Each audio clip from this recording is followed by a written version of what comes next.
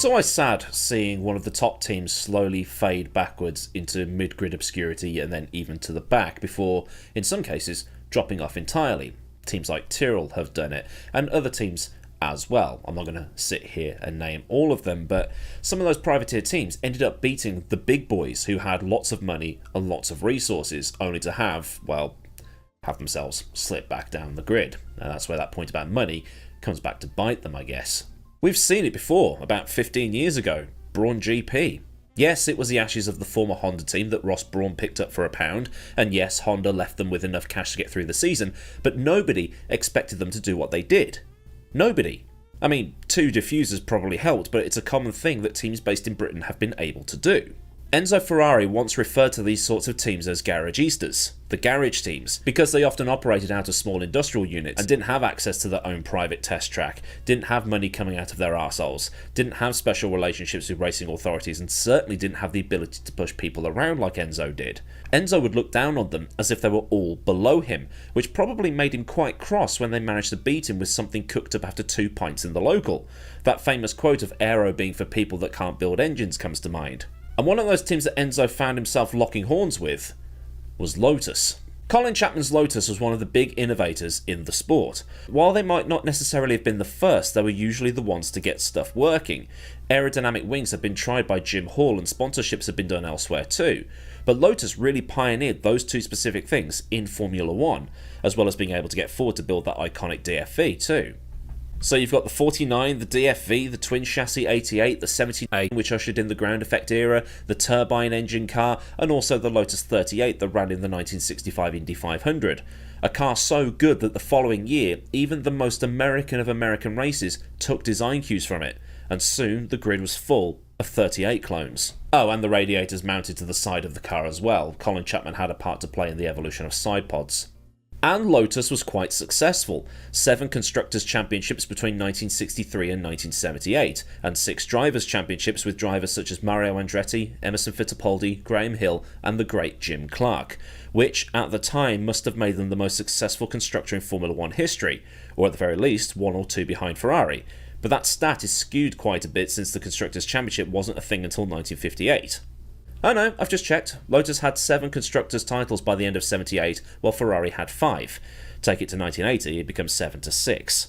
But after 1978, things took a turn. The rise of Williams and the re-emergence of McLaren saw to take over Chapman's title as the king of the privateers.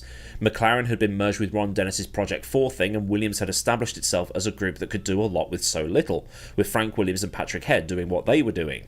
And then, in the December of 1982, Chapman died. It was a heart attack, although there are conspiracy theories around that Chapman actually skipped the country in the wake of the DeLorean scandal and died before the net could close in on him. But there was also, and something I didn't know about until I started writing this piece, the thing surrounding the Essex sponsorship too. When I did the video on the dual chassis Lotus, you might have seen Essex written on the side. Might have also cropped up in the video I did on the 79 as well. But when doing all of that stuff, Essex just seemed like any old sponsor. Turns out, it's a petrochemical company. Well, was a petrochemical company, which I didn't know. We're all learning something today. The Essex Overseas Petroleum Corporation was its full name, and it was headed up by a bloke called David Thiem. It's basically spelled theme, but has an I in the middle, so it might be theme, but it might also be team, like the Belgian athlete, but I digress. Can't find a picture of the bloke, so we'll just use this picture for now. Whatever the picture is, I haven't decided yet. But Mr. Thiem was the stereotypical playboy in Formula 1. Well-dressed, well-spoken, all the good stuff. He was American, apparently. According to Jalopnik, the fortune was amassed through what happened in the late 1970s, when the Arab-Israeli conflict started and petrol prices went through the roof, because the Arab states stopped selling oil to anybody who supported Israel in that conflict. Apparently, Thiem bought the oil low and sold really high, and that's how he made his money. So he went into Formula 1 sponsoring Lotus with one of the most lavish launches in Formula 1 history. The 1981 car was launched at the Royal Albert Hall and had all the bells and whistles you could imagine. There was something else about a private leased Boeing 747 as well, which is just mental considering the time frame we're working with here. And this was all done around the same time Chapman was playing with the 88 that was then banned by the FIA, despite Chapman's protests that it was all legal. But then Thiem, whatever his name is, was arrested in Switzerland. And I've done the dual chassis car before, by the way. He was banged up for fraud, that's the long and short of it, as he'd managed to fraudulently acquire around $7.5 million in Credit Suisse loans, but was bailed out by some of his oil baron mates in Saudi Arabia before disappearing along with his company. So a lot of people reckon it was a mix between the Lotus 88 debacle with the FIA, the Essex sponsorship and the guy being arrested, and also the DeLorean scandal that caused Chapman to have his heart attack, although, like I said, there's the conspiracy theories that he jumped ship to Argentina or elsewhere in South America to avoid being prosecuted, and a lot of people do think as well that Chapman most likely would have been sent down if he'd been caught. After Chapman died, the team entered chaos. While McLaren, Brabham and Ferrari managed to carry on thanks to like-minded individuals coming through, such as Ron Dennis at McLaren and Eccleston at Brabham, they would run the team as an F1 team because Dennis and Eccleston had racing minds. But the thing was, Chapman was Lotus. He was the guy that made everything work. Without him, the whole thing falls apart. Makes you wonder what might have happened to Ferrari if Fiat hadn't taken over before Enzo died, really. Might still have stayed alive, but I don't know. You can answer that one for me. But in the immediate aftermath, it seemed that Lotus was starting to recover. The team, now managed by Peter Waugh, hired Gerard Ducarouge in 1983, who in turn managed to design and build the 94T in just 5 weeks. The team had also switched to Goodyear tyres for 1984, which helped them on their way to third in the championship. But at the same time, driver Nigel Mansell was not particularly happy with the management at Lotus in this time frame. A good source for his feelings on the matter is the interview he did with Jody Kidd, where he gets emotional about all the stuff that Chapman had done for him in his early career. But Mansell was off to Williams at the end of 1984, and he said that his brake failure at Estoril was the final straw, as Waugh had refused to put the brakes that Mansell wanted on the car. So to replace him, they hired Ayrton Senna, the Brazilian, impressing bigly in his rookie season at Tolman. The first car that Senna had was the 97T, which, despite Chapman no longer being around, still used bits and pieces plucked from elsewhere. Parts of the 97T were reused parts of the abandoned 96T IndyCar that also incorporated barge boards as part of the design, and they also got around a ban on winglets by sticking them on the side pods instead of the wings. And the car was actually competitive. 8 poles in the season, and Senna scored his first victory at an absolutely sodden Portuguese Grand Prix, often up there in the best wet weather performances of all time. He'd also win at Spa, while teammate De Angelis won at San Marino, although this came after Prost was disqualified an hour after the race because he'd been underweight. The 97T looked like a step in the right direction for the team. They had a good designer, they had sponsors that were paying a decent amount of money, and the lead driver was showing raw pace not seen at the team since the days of, well, probably Jim Clark. Lotus would still need to go a few more years before fully recovering. 1986 saw the arrival of the 98T, a car you might know well if you've played Assetto Corsa, and it's one of the last of the unrestricted turbocharged monsters, as the FIA was now in the process of reining those engines in before they killed someone. Senna would once again score 2 wins in the car and would also get 8 podiums and 8 fastest laps, with the Renault Turbo giving him a lot of power. Over 4 figures, but the actual number isn't available. The 1400 horsepower years. Actually, no, it's been 5 years now, so it's 1500 horsepower. Or is it 1600 horsepower? Or is it Warp 4?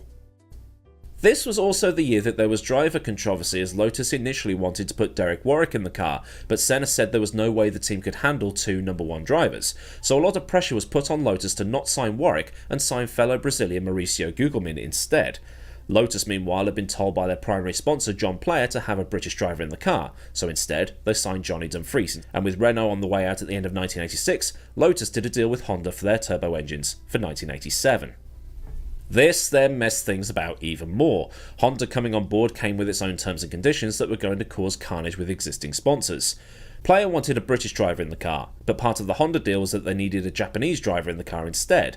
As part of these conditions, Satoru Nakajima was signed at the expense of Dumfries, and JPS pulled its funding. So Lotus signed a new sponsorship deal with Camel Cigarettes. The 99T did about as well as the previous car despite some shortcomings. Honda also had an engine deal with Williams, and that deal enabled Williams to have exclusive access to the more powerful and newer RA167E engine. Lotus had to make do with the previous year's engine, and that was pretty common in those days.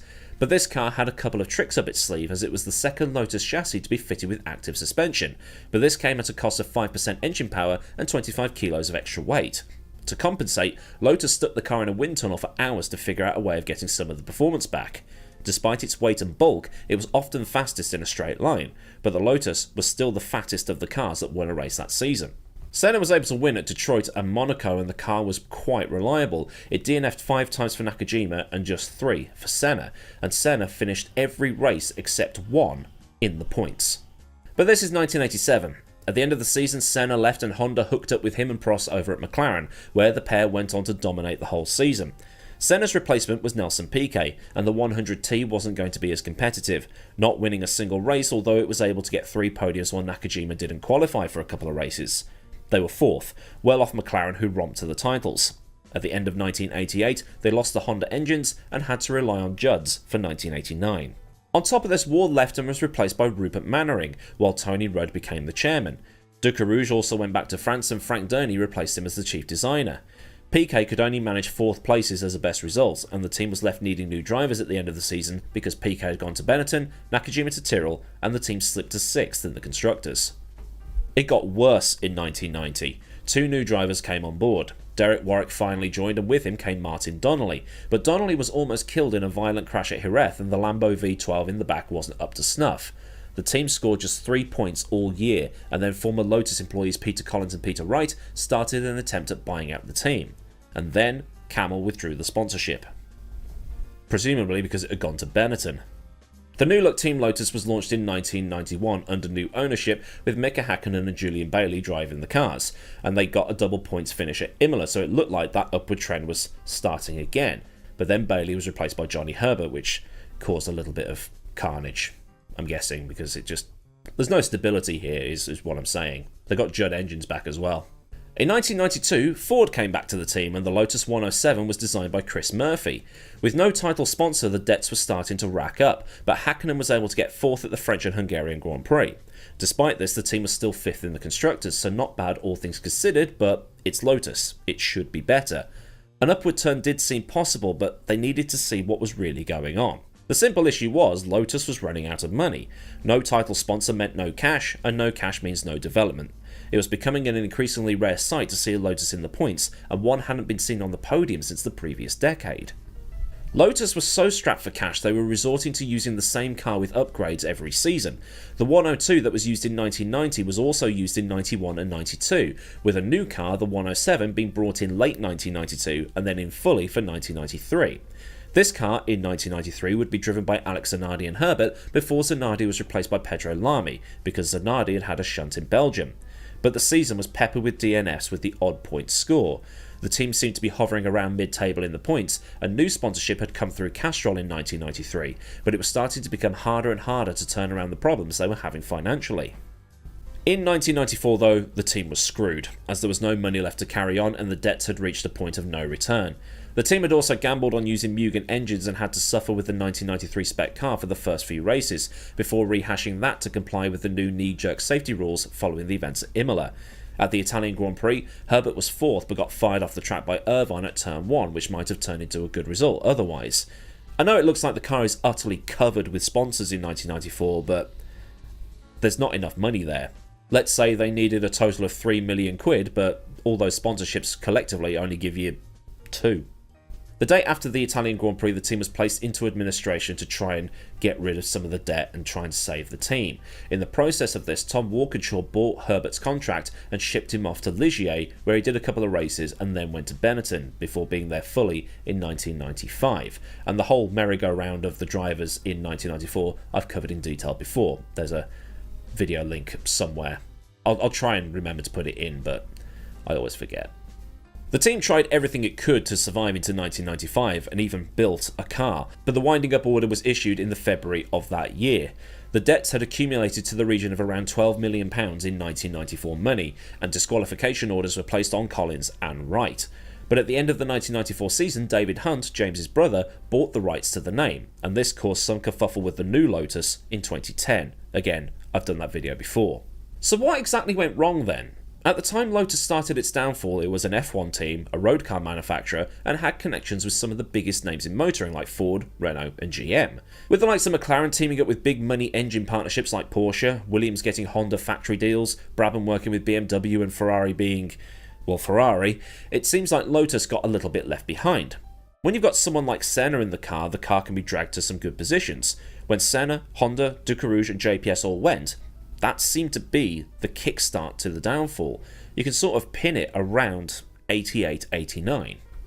Williams is an example of this. In 2014, 15 and 16 they had Martini sponsorship and they had Mercedes engines. That's a decent setup. Okay, it's not quite the same setup as they would have had at Mercedes, but they had probably the best engine and Martini sponsorship. That's a decent amount of money. But they had Massa and Bottas as drivers. Now, those guys are okay drivers. They're not world class, but they're not rubbish either. They got results. Williams did quite well in the early part of that regulation cycle. Then at the end of 2016, Bottas goes to Mercedes and is replaced by Lance Stroll. In 2018, they've got Sergei Sorokin and Stroll. So imagine what Williams could have done if they'd had someone like Vettel, Hamilton, Verstappen, Leclerc, Norris, Russell at that time, where they could have used that money and feedback and development and the driver talent to get the car a little bit further up the grid. Martini went at the end of 2018, but Martini was always leaving motorsport at that point, and when the funding went, Williams went backwards. They've only just started to edge their way forward, as it were. With Lotus, that could have played a part of it. The other teams managed to get that leg up while Lotus just didn't. Unfortunately, a lot of the real reasons why are behind paywalls, and that gets quite frustrating. But on top of this, with the bans on being involved in businesses applied when the team was wound up, one might suspect that there might have been some fiddling of books going on, sponsorship going into personal pockets, that sort of thing, but I can't find anything that confirms or denies. Either way, to see one of the big teams of the 60s and 70s fall off like it did must have been sad to see. One of the sports pioneers that had legends of that same sport driving for them. The team that gave us wings, the team that ditched national colours for whoever was the highest bidder, the team that gave us monocoque construction and ground effect, all fizzling out in a mountain of debt. But I guess that's Formula One. You lose a key player and the team just implodes, or other teams are able to get deals that that team just can't, and then after a certain point, the damage is done. So then, a look at the downfall of the original Team Lotus. If this has been interesting for you, then do like the video so I know I've done a good job, and for more like this, get subscribed with that bell on so you never miss out on anything else I do around here. Massive thanks as ever to the fine bunch of lads at Patreon for the support, and if you want to help pay the bills around here, then there's a link to Patreon in the description, along with links to Discord, socials, and other bits and bobs so you can keep connected. Or there's super thanks for the one and done donations, or there's memberships if you want to spam Graham Hill emojis in comments. Oh, and affiliates as well, especially with it being F1 launch season and testing about to start, so you can get your team gear ready for 2024. So until next time, I've been Millward. Have a great day wherever you are, and goodbye.